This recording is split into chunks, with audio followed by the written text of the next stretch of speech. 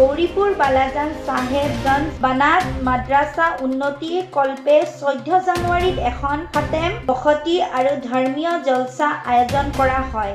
এই জলসাত অংশগ্ৰহণ কৰিব প্ৰথম বক্তা হজৰত মৌলানা জাহাংগীৰ আলম সাহাব আৰু দ্বিতীয় বক্তা হজৰত মৌলানা আব্দুল ৰছিদ আনসাৰী আৰু তৃতীয় বক্তা হাফিজ কাৰী হাফিজুৰ ৰহমান সাহাব। এই জলসাৰ দলে দলে যোগদান কৰিবলৈ আহ্বান জনাইছে মাদ্ৰাছাৰ কৰ্তৃপক্ষে।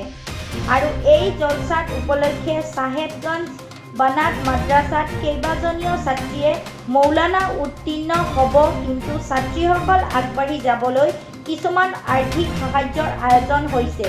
কোনো মানুহ যদি জলসাখনত লগতে ছাত্ৰীসকলক আগুৱাই যোৱাত সহায় সহযোগিতা কৰিব বিচাৰে তেন্তে ফোনপে নম্বৰত 6002749580 নম্বৰত দিয়াৰ বাবে অনুৰোধ কৰিছে। News desk busy first 24। আসসালামু আলাইকুম। মই এইটো ক'ব খুজিছোঁ, চাহেবগঞ্জ টাইটেল মাদ্ৰাছা হয় এইটো।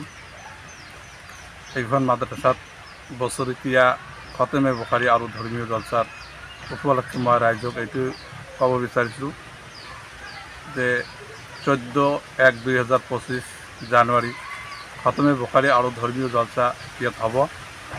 যিহেতু ইছলাম ধৰ্মীয় মুছলমান মেয়ে আৰু ল'ৰাসকলক মই আহ্বান কৰিছোঁ জলসাত আহিবৰ কাৰণে আৰু খতেমে বুখাৰীটো চাবৰ কাৰণে কেনেকুৱা হয়।